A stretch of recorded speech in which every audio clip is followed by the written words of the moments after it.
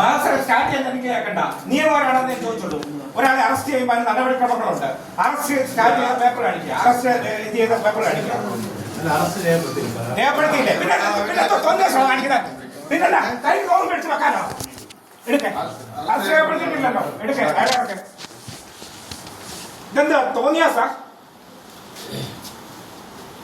മനുഷ്യരെ ക്ഷമിക്കുന്നതിനും സഹിക്കുന്നതിനും പരിധികളുണ്ട്. മനസ്സിലായല്ലോ? പരിധികളുണ്ട്.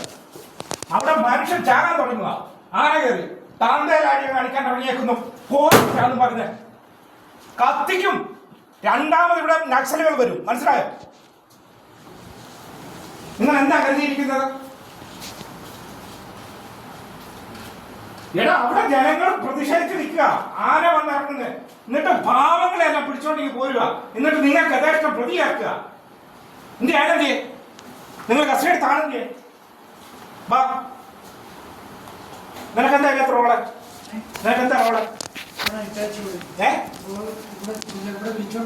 എന്തിനാ നിന്നെ വിളിച്ചോണ്ട് വന്നേ?